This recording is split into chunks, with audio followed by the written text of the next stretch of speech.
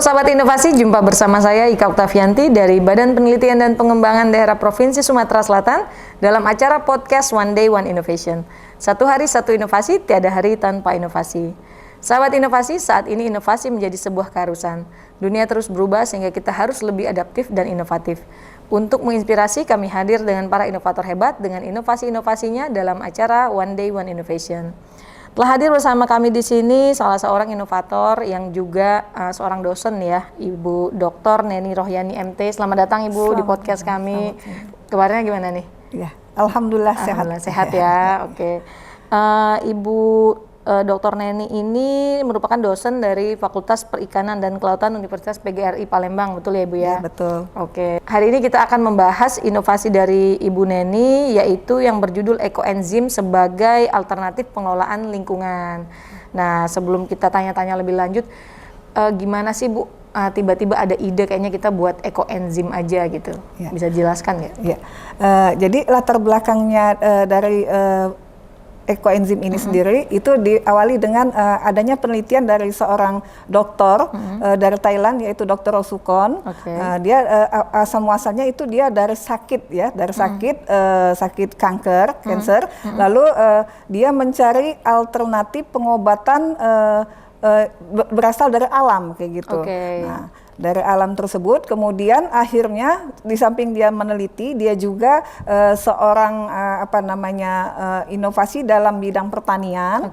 Jadi di sana dia mencoba-coba, jadi mencoba mengelola sampah-sampah organik, khususnya sampah-sampah organik untuk dijadikan berbagai macam produk. Nah, karena dia di bidang pertanian, jadi dia mengkhususkan di bidang pertanian. Nah, asal muasalnya dari sana, kemudian dilanjutkan perkembangannya oleh Dr. John On dari Malaysia. Sampailah informasi tersebut ke kita ke Indonesia, ke Indonesia kayak gitu.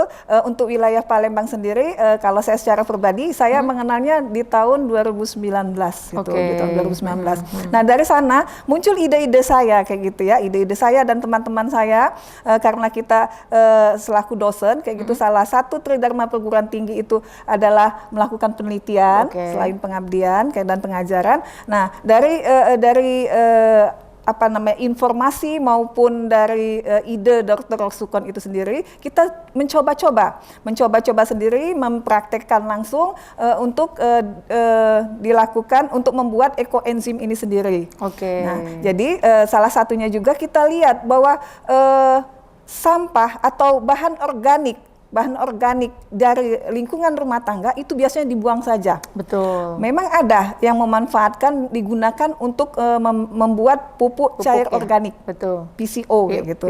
Nah, dari PCO itu sendiri memang dia waktu yang digunakan cukup singkat, tapi kebermanfaatannya hanya untuk pupuk. Hanya pupuk aja. Ya, hanya pupuk saja. Nah, sementara ekoenzim ini sendiri, ini kebermanfaatannya luar biasa, sangat luar biasa. Ini juga sudah dibuktikan, bahkan ada testimoni, banyak testimoni yang dilakukan sehubungan dengan cairan ekoenzim ini sendiri. Gitu. Nah, untuk sahabat inovasi di rumah yang belum tahu apa nih ekoenzim ya, karena mungkin agak asing ya Bu ya. Kalau bagi masyarakat ekoenzim apa sih? Taunya enzim tuh ada di pasta gigi ya. Gitu, kadang-kadang ada di pasta gigi nama enzim gitu.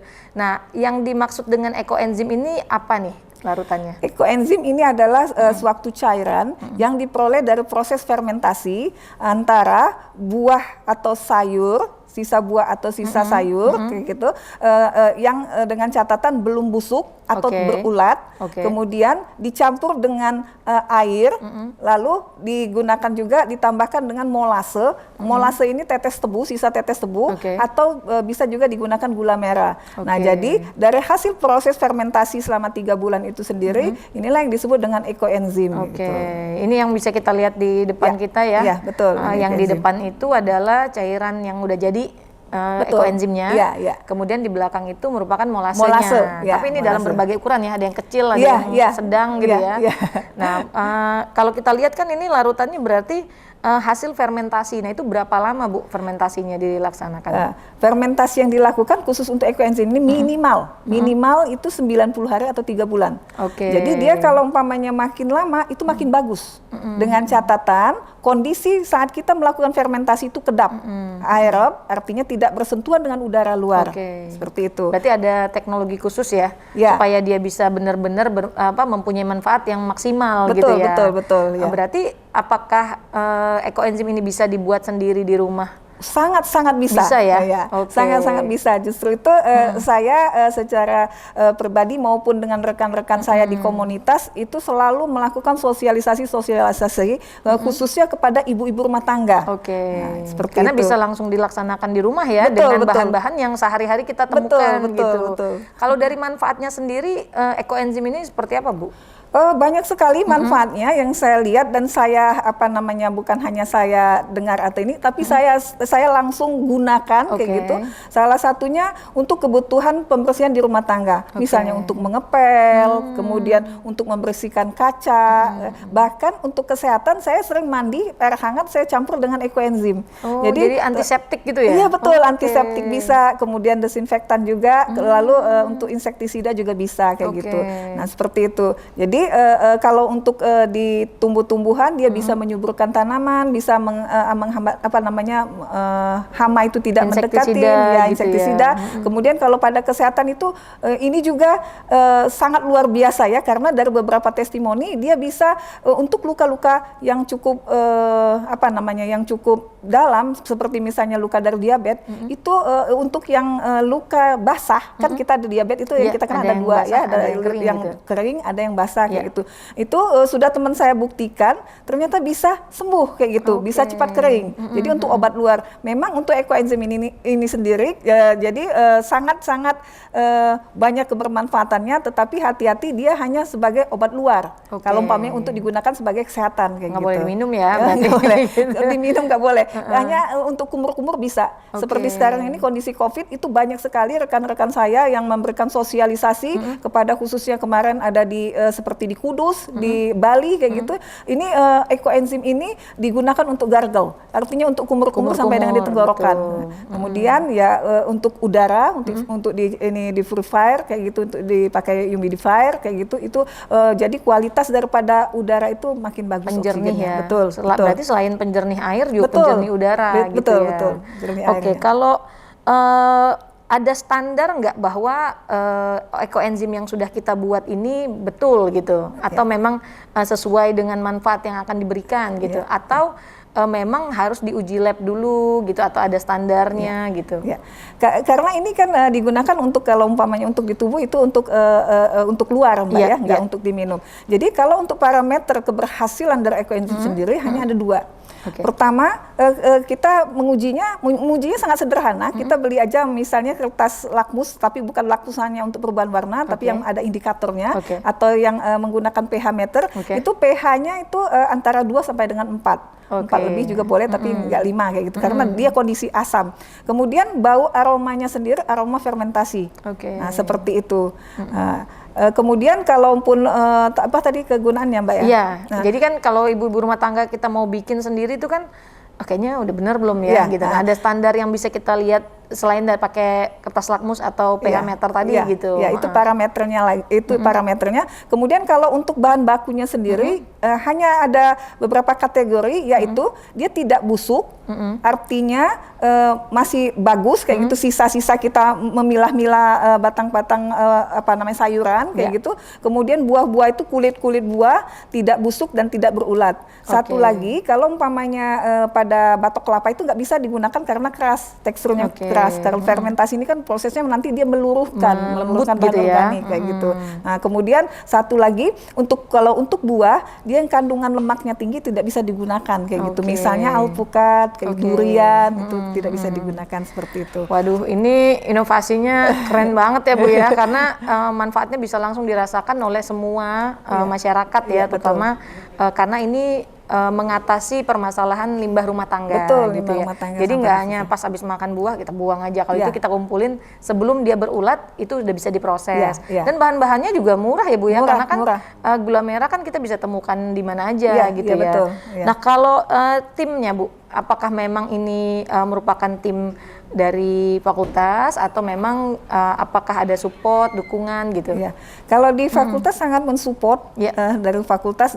Saya juga berkolaborasi tidak hanya rekan-rekan saya dari perikanan, tetapi ada juga dari rekan-rekan dari teknik kimia. Saya sendiri juga kadang-kala ngajar di teknik kimia selain di perikanan. Kemudian dari MIPA, lalu ada juga rekan-rekan saya dari perguruan tinggi lain. Jadi kita berkolaborasi. Jadi di dalam komunitas ekoenzim ini sendiri kita ada payungnya itu berada di Ekoenzim Nusantara namanya. Nah, yang untuk wilayah Sumatera Selatan kita punya komunitas juga kita namakan Ekoenzim Sumatera Selatan. Ini juga tidak hanya terdiri dari ibu-ibu rumah tangga saja, tapi komunitas ini ada juga banyak akademisi. Jadi di samping saya mengenalkan ini kepada komunitas ibu-ibu rumah tangga ataupun ke perusahaan-perusahaan juga bagi akademisi ini sangat mendukung untuk penelitian karena dari berbagai macam bahan organik yang digunakan kita bisa menganalisa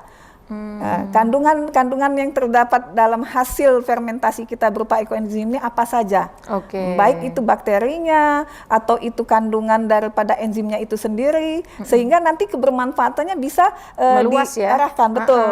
Jadi nggak hanya yang udah disebutkan tadi, jadi dari satu ini udah bisa menghasilkan ide-ide yang lain gitu ya Bu ya. Kuncinya juga satu, untuk bahan bakunya ini diusahakan tidak hanya satu atau dua macam. Makin banyak bahan baku yang kita gunakan, artinya banyak buah dan sayur yang kita gunakan, kebermanfaatannya juga akan semakin luas. Karena apa? Di dalam setiap buah seperti misalnya pepaya itu kan ada kandungan enzim papain kayak gitu dan lain-lainnya, karotin, kalau umpamanya pada tomat dan seterusnya, sehingga di dalam ekoenzim ini sendiri akan banyak sekali mengandung enzim-enzim yang kebermanfaatannya yang sangat luar biasa. Jadi lebih lengkap ya, semakin banyak buah dan sayurannya semakin lengkap juga manfaatnya gitu ya. Waduh, menarik sekali nih sahabat inovasi. Kalau saran atau kesan dan pesan nih Bu untuk sahabat inovasi mungkin untuk bisa menghasilkan ekoenzim atau memiliki idenya, silakan Bu. Iya, terima kasih. Untuk sarannya saya sangat mensupport rekan-rekan yang tidak hanya berada di lingkungan misalnya teknik kimia atau perikanan ataupun ini. Ayo kita sama-sama berkolaborasi untuk terus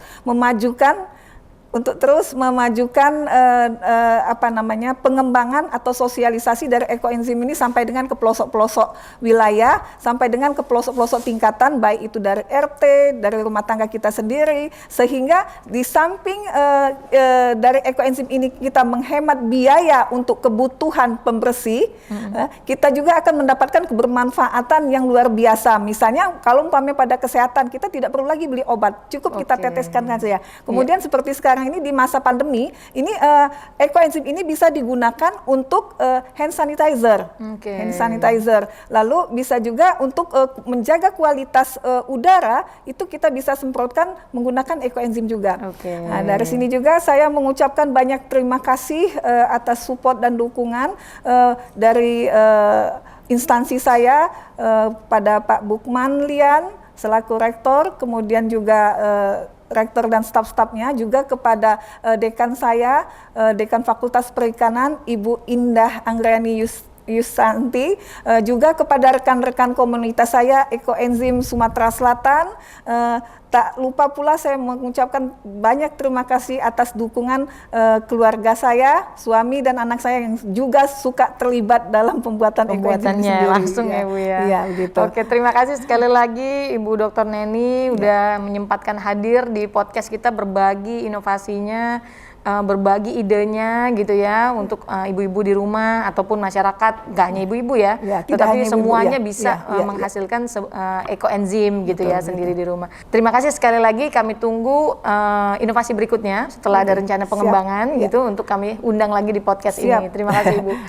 Ya sahabat inovasi, apabila ingin bertanya tentang inovasi ekoenzim ini atau lebih lanjut bagaimana pembuatannya bisa meninggalkan bertanya di kolom komentar pada podcast kami. Tetap ingat kita punya jurus 4S, setiap orang adalah inovator. Setiap masalah bisa menjadi peluang inovasi, setiap solusi harus sinergi, dan setiap inovasi harus konkret hasilnya. Berjumpa lagi dengan kami di podcast One Day One Innovation selanjutnya. Salam inovasi. Sama.